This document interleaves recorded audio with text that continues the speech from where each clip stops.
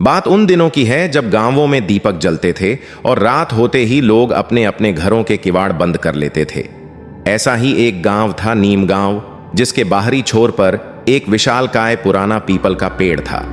उसे काला पीपल कहा जाता था क्योंकि उसकी पत्तियां सदैव गहरी काली हरी प्रतीत होती थीं और उसकी जटाओं से हमेशा एक ठंडी दम घोंटू हवा बहती रहती।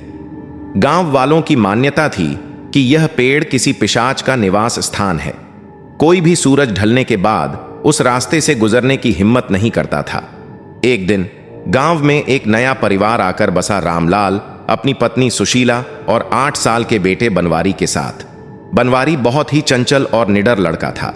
गांव के बुजुर्गों द्वारा काले पीपल की चेतावनी को उसने एक किस्सा समझा।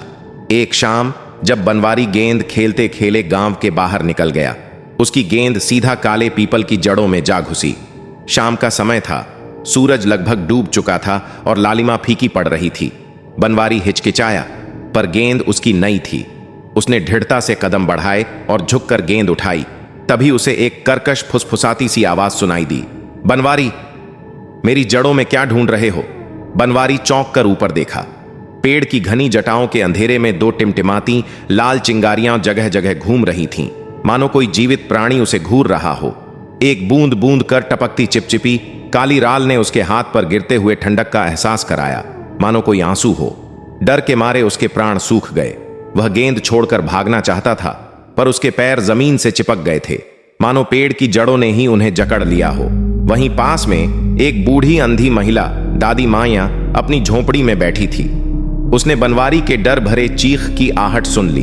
वह जानती थी कि पेड़ ने एक नया शिकार पकड़ लिया है। उसने फौरन अपने पोते को गांव वालों को इकट्ठा करने भेजा। लोग मशालें लेकर आए, पर सभी पेड़ से 10 कदम दूर ही रुक गए। कोई आगे बढ़ने को तैयार नहीं था। तभी दादी माइया ने कहा, यह पेड़ कोई साधारण पिशाच का घर नहीं है। यह वो अधूरी आत्माएं हैं जिन्होंने इसी पेड़ के नीचे आत्महत्या की थी और अब हर नए जीव को अपने जाल में फंसाकर उसकी जीवन ऊर्जा चूसकर ही उन्हें शांति मिलती है। पर एक रास्ता है, इन्हें ताजा खून से ही ललचाया जा सकता है। उसने एक कलछी में थोड़ा सा अपना खून निकाला और एक लोटे में गाय के दूध के साथ मिलाया। फिर उसने एक बच्चे से कहा कि वह उस मिश्रण को पेड़ की जड़ों पर डाल दे। जैसे ही खून और दूध का मिश्रण जड़ों पर गिरा, पेड़ एक भयानक कराह से हिल उठा।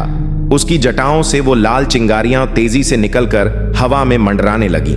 उसी क्षण बनवारी के पैरों की जकड़न ढीली पड़ गई और गांव के सबसे बहादुर युवक ने दौड़कर उसे खींच लिया। पर कहानी यहां खत्म नहीं हुई। अगली सुबह जब लोगों ने साहस जुटाकर पेड़ के पास जाकर देखा, तो वहां की मिट्टी से एक नई पतली सी जड़ फूट निकली थी और उस जड़ का आकार एकदम स्पष्ट था, एक छोटे से बच्चे के पैर के समान, जिसकी उंगलियां जमीन को कसकर पकड़े हुए थीं। गांव वालों ने समझ लिया कि पेड़ ने अपना अगला शिकार चुन लिया है।